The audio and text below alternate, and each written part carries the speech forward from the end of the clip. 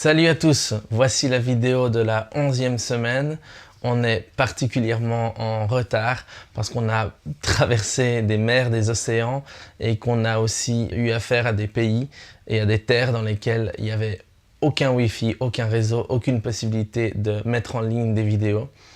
Ça nous a fait un peu repenser d'ailleurs à notre concept de base qu'on ne respecte plus depuis quasiment le début, de sortir une vidéo par semaine, et on se rend compte que c'est pas possible à tenir dans un tel voyage, en allant là où on va et en voyageant de la manière dont on voyage. Peut-être que si on prenait l'avion, on aurait la possibilité d'avoir des Wi-Fi très rapidement entre une destination et une autre, c'est pas le cas. Donc par la suite, on va essayer plutôt de regrouper plusieurs semaines ensemble et peut-être parler de manière plus thématique et pas par semaine, parce que sinon on n'arrivera jamais au bout de notre voyage.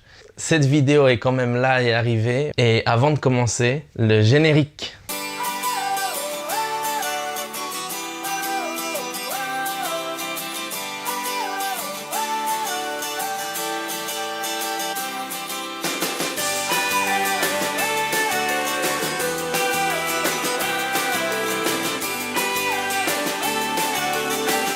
Nous avons commencé par descendre de notre fameux cargo et nous sommes arrivés à Long Beach, en Californie, où nous avons trouvé un magnifique navire d'époque, le Queen Mary, qui a effectué des transatlantiques de 1936 à 1967 et qui aujourd'hui est un hôtel, restaurant, musée depuis plus de 40 ans et où nous avons eu le plaisir de passer une nuit.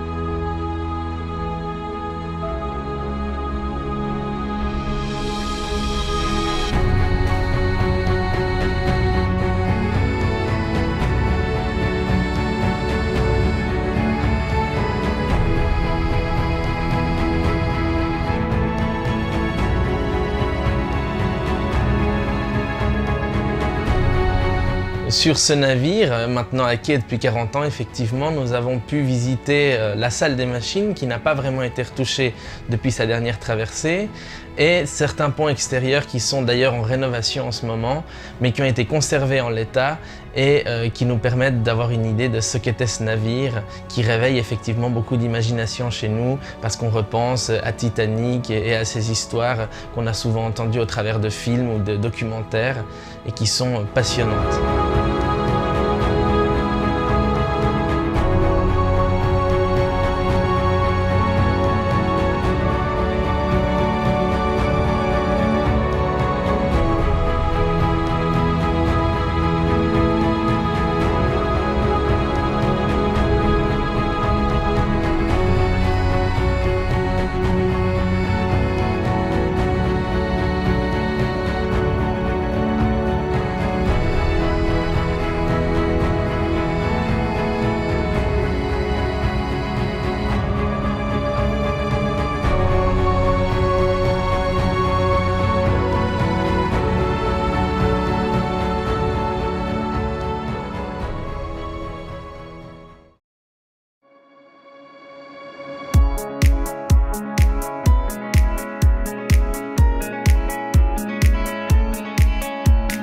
Puis nous avons pris la route vers le nord, cap pour San Francisco.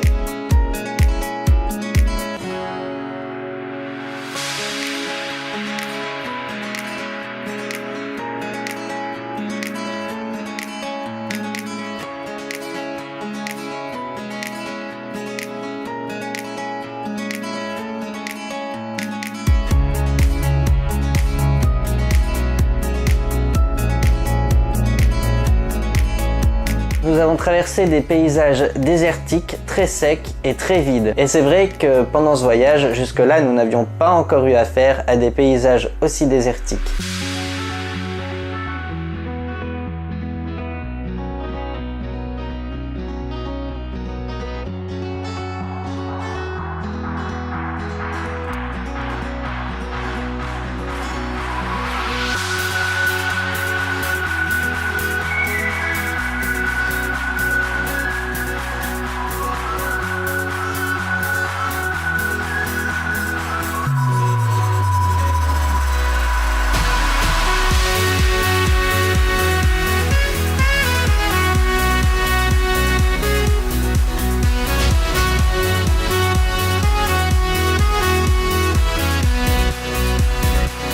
Nous sommes donc arrivés à San Francisco, ville de Californie, représentée principalement par son fameux pont rouge, le Golden Gate Bridge, que nous avons par ailleurs eu beaucoup de peine à voir parce qu'il était dans la brume, comme le veut la tradition.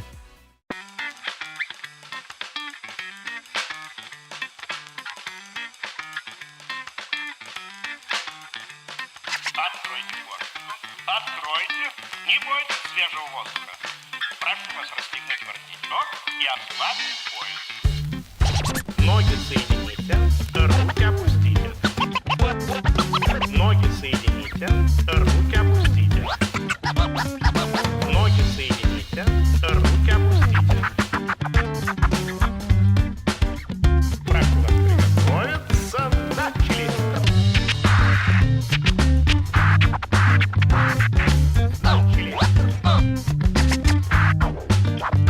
On ne sait pas forcément quoi dire sur ces villes états-uniennes très jeunes, mais nous avons été en contact avec certains bâtiments mythiques comme la prison d'Alcatraz que nous avons pu voir lors d'un tour en bateau, mais aussi la tour du Coït et sa fameuse statue de Christophe Colomb. Et nous avons eu le droit à des magnifiques paysages de grandes villes américaines et ces grands bâtiments et ces grandes avenues et ces grandes rues.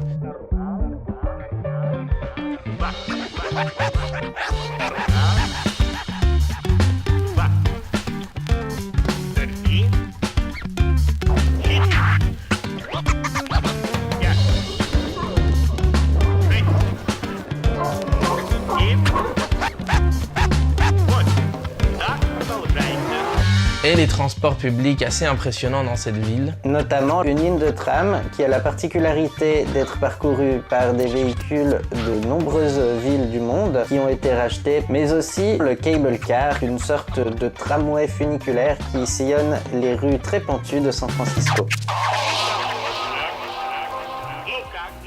Nous avons été rejoints par mes parents qui nous ont rendu visite aux États-Unis. Et c'est impressionnant comme cette visite nous a questionné dans notre idée de long voyage que nous avions fait jusque-là. Presque 3 mois de voyage, en bus, en train, en bateau. Tellement de temps qui avait passé, tellement de temps qui nous a permis d'appréhender les changements culturels, les changements géographiques. Et tout d'un coup, ses parents nous ont rejoints en avion, en quelques heures.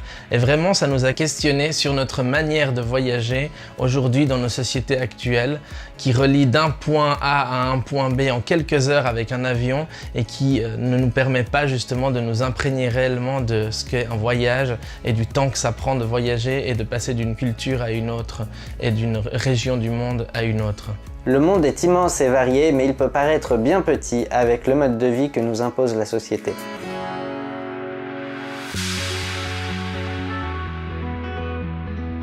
Bref, en continuant justement en train puis en bus, nous avons pris la direction du désert du Nevada, en passant notamment par l'itinéraire de la fameuse route 66.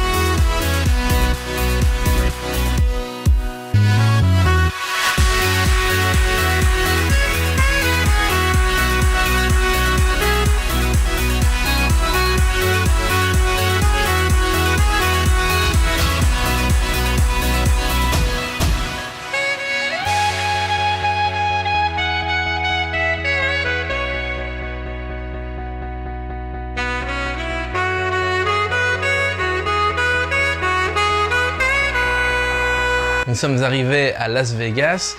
Je ne pense pas que ce soit négatif de dire que c'est la ville de tous les excès et une ville complètement folle, avec des imitations de quartiers, des imitations d'endroits du monde qui n'ont rien à voir avec la réalité. Le tout enrobé de jeux d'argent et d'exhibitionnisme. C'était très particulier. Mais voilà, on l'a vu une fois et on y a fait un tour pendant à peu près une journée.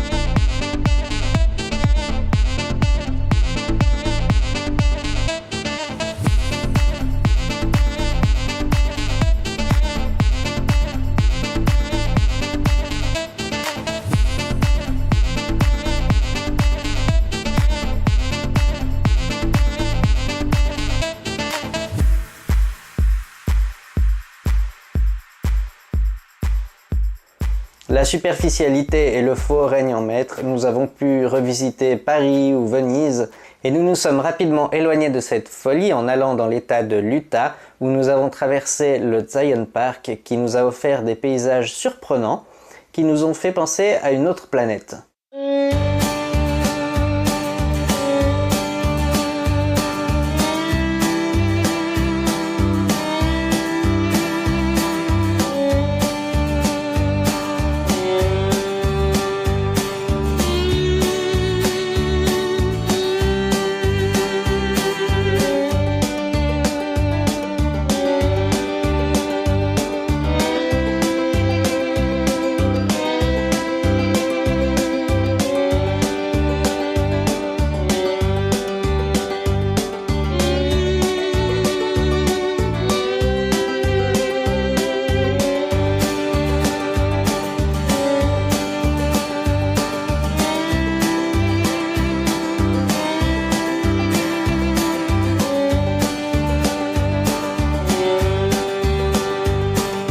On avait vraiment l'impression d'être sur Mars ou sur je ne sais pas quelle autre planète, mais c'est vrai que ça ressemblait pas beaucoup à ce qu'on avait connu jusqu'à maintenant et à ce qu'on connaît en Europe. Vraiment, on n'arrête pas de faire le parallèle entre ce qu'on connaît et ce qu'on découvre, et je pense que c'est justement toute l'importance de ce voyage, et c'est ce qu'on aimerait partager avec vous, de vous montrer que en voyageant de cette manière, on passe vraiment de quelque chose qu'on connaît absolument à quelque chose qu'on connaît absolument pas de manière tout à fait progressive.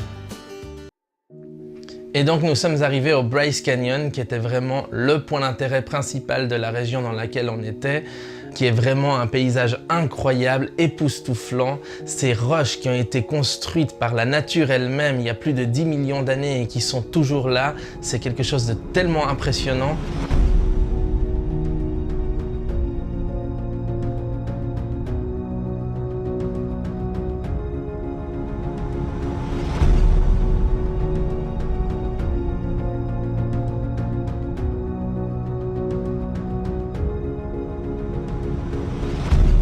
Ça nous montre vraiment la puissance qu'a cette planète, la puissance de la nature sur laquelle nous ne pouvons absolument rien faire.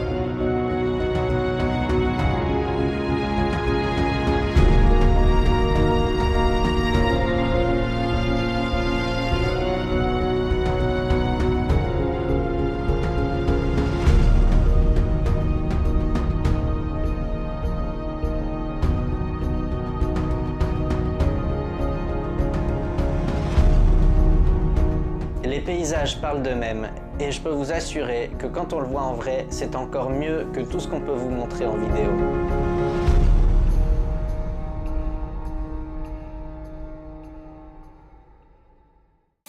Voilà, nous arrivons au terme de cette vidéo. Si elle vous a plu, mettez des pouces bleus, faites-nous part de vos impressions dans les commentaires, abonnez-vous, partagez les vidéos et à bientôt. Allez ciao.